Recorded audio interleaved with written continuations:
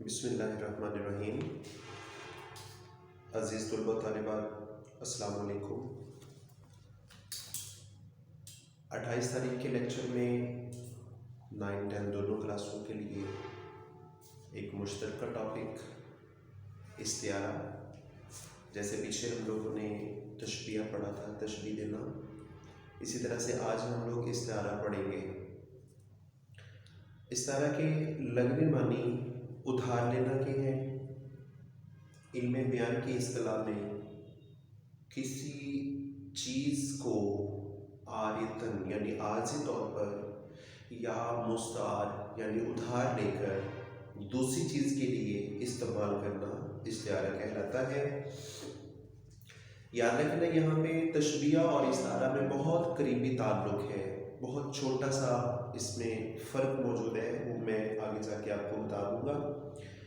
استعارہ میں تین چیزیں بہت اہم ہیں، جن میں دو ویری امپورٹنٹ ہیں۔ نمبر 1 پہ ہم مستعار لاہو کہیں گے، جس چیز کے لیے استعارہ کیا جائے، یعنی کہ جس چیز کے لیے ہم کوئی چیز ادھار لیں گے اس کو ہم مستعار لاہو کہیں گے۔ اور تشبیہ کے حوالے سے اگر میں آپ کو بتاؤں تو یہ چیز مشبہ کہلائے گی۔ یاد رکھیے گا کہ اس طرح آپ اس کو تھوڑا سا ذہن میں بٹھا سکتے ہیں، جس طرح سے مشبہ جس میں وجہ تشبیہ کم تھی، جس میں خوبی کم تھی، وہ مشبہ ہوا، اور جس میں صفت زیادہ تھی وہ مشبہ با۔ تو یہاں پہ مستعار لاہو جس کے لیے استعارہ استعمال کیا جائے گا اس کو ہم نے مستعار لاہو کہنا ہے، اور جس چیز کا استعارہ استعمال کیا جائے یعنی جس چیز کو ادھار لے کے دوسری چیز جیسا کہا جائے گا وہ مستعار منہ کہلائے گا۔ اور اس کو یاد رکھنے کے لیے آپ مشبہ با جو ہے وہ ذہن میں رکھیے گا۔ اب اس کے بعد تیسری ارکان استعارہ میں بڑی جو چیز ہے وہ ہے وجہ جامعہ۔ ان دونوں کے درمیان یعنی کہ مستعار لاہو اور مستعار منہ میں مشترک خوبی یا خامی جو ہے اس کو ہم نے بیان کرنا ہوتا ہے۔ تو یہاں پہ یہ تشبیہ کے بہت قریب ہے، لیکن ایک فرق یاد رکھیے گا کہ تشبیہ جو ہے اس کے ارکان 5 ہیں، اس کے ارکان صرف 3 ہیں۔ پھر تشبیہ میں حرف تشبیہ بہت بڑی پہچان ہے، کی طرح، کی مانند، جیسا، طرح، ٹھیک ہے، لیکن یہاں استعارہ میں ایسا کوئی لفظ استعمال نہیں ہو رہا۔ تو اس طرح آپ لوگ جملے کو پڑھ کے سمجھ جائیں گے کہ یہ تشبیہ ہے یا استعارہ ہے۔ اب میں آپ کو اس کی مثالوں کی طرف لے کے چلتا ہوں۔ مثال نمبر 1 پہ میں نے لکھا، ماں نے کہا میرا چاند سو رہا ہے۔ اب دیکھیے یہاں پہ کچھ باتیں سمجھنے والی ہیں۔ چاند نہیں سو رہا، سو کون رہا ہے؟ بیٹا۔ اب بیٹے کی محبت کو ظاہر کرنے کے لیے ماں نے چاند کو ادھار لیا۔ کس کو ادھار لیا؟ چاند کو۔ اب چاند کو ادھار لیا وہ ہو گیا مستعار لاہو، اور کس کے لیے ادھار لیا؟ وہ ہے بیٹے کے لیے، ٹھیک ہے نا۔ تو ہم کہیں گے مستعار لاہو اس میں کیا ہے؟ بیٹا۔ مستعار لاہو کیا ہوا؟ بیٹا۔ اور جس چیز کو ہم نے مستعار لیا وہ کیا ہے؟ چاند۔ تو چاند مستعار منہ ہے اور مستعار لاہو کیا ہوگا؟ بیٹا۔ اب دیکھیں یہاں میں تھوڑی سی بات مشبہ کے حوالے سے دیکھ لیں۔ چاند روشن بھی ہے، گول بھی ہے، خوبصورت بھی ہے، تو بیٹے کی محبت اس چیز کو ظاہر کرنے کے لیے ماں نے اپنے بیٹے کو چاند سے ملایا۔ بات سمجھ آ رہی ہے؟ تو یہاں پہ چاند مشبہ ہے، بیٹا مشبہ ہے اور چاند مشبہ با ہے۔ اس میں حسن یہ ہوتا ہے کہ اس میں مستعار لاہو جو ہے نا وہ سامنے نہیں ہوتا، جیسے اس میں مشبہ ہمارے سامنے ہے، اس میں مستعار لاہو ہمارے سامنے نہیں ہے۔ ہم لوگوں نے خود اس کا اندازہ لگانا ہے۔ مثلا یہاں چاند سے مراد ماں کا بیٹا ہے، تو بیٹا مستعار لاہو ہو گیا، ٹھیک ہے، اور منہ ہو گیا چاند۔ نمبر 2 پہ چلیں۔ اس کی پلکوں پر ستارے چمک رہے ہیں۔ تو یہاں دیکھیں پلکوں پر ستارے تو نہیں چمکتے نا، پلکوں پر آنسو چمکتے ہیں۔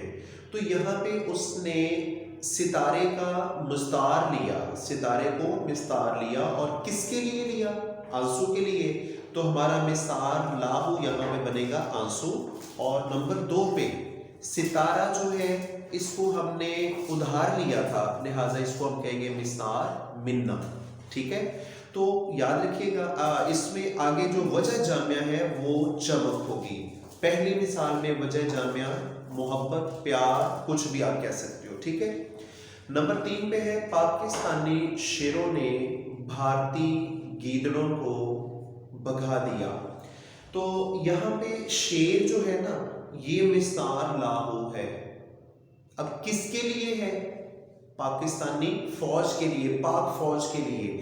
تو شیر مستعار لاہو ہے پاک فوج کے لیے، اور بھارتی گیدڑ، گیدڑ جو ہے یہ مستعار منا ہے اس کے لیے، بھارتی فوج کے لیے. اب اگر اس کو دو طرح سے دیکھا جائے نا تو اس میں دونوں چیزیں موجود ہیں. پاکستانی شیر پاکستانی فوج کے لیے مستعار لاہو ہے، اور اس میں مستعار منا ہے شیر. اب اگر دوسری طرف چلے جائیں، اس میں دو استعارے استعمال ہوئے نا، تو بھارتی گیدڑ، تو بھارتی گیدڑ جو ہے یہ مستعار لاہو ہے کس کے لیے؟ بھارتی فوج کے لیے. اور پھر اس کو مستعار منا بنائیں گے تو وہ بن جائے گا گیدڑ. میں نے یہاں پہ صرف دو چیزوں کو بیان کیا. پاکستانی شیر جو ہے یہ مستعار لاہو ہے پاک فوج کے لیے، اور بھارتی گیدڑ مستعار منا ہے کس کے لیے؟ بھارتی فوج کے لیے. لیکن آپ اس کو دونوں کو سیپریٹ یاد رکھیں گے. شیر پاک فوج کے لیے مستعار لاہو ہے، اور مستعار منا کیا ہو جائے گا؟ شیر ہو جائے گا. اس طرح بھارتی گیدڑوں میں مستعار لاہو کیا بنے گا؟ بھارتی فوج، اور نیچے مستعار منا ہو جائیں گے گیدڑ. اس کے بعد چوتھی مثال، باپ نے کہا میرا بیٹا رستم ہے. اب یہاں پہ رستم کا استعارہ استعمال کیا گیا ہے. تو باپ نے اپنے بیٹے کی بہادری بیان کرنے کے لیے، اپنے بیٹے کو بہادر کہنے کے لیے اس بندے نے کیا کیا؟ اپنے بیٹے کو رستم کہا. تو رستم کا استعارہ لاہو جو ہے وہ بیٹے کے لیے استعمال ہوا. تو مستعار لاہو اس میں کیا ہوگا؟ بیٹا. اور مستعار منا کیا ہوگا؟ رستم سہراب. یہ بہت بڑے پہلوان کا نام ہے. ٹھیک ہے. تو اس طرح سے یہ دونوں چیزیں آپ لوگوں نے یاد رکھنی ہے.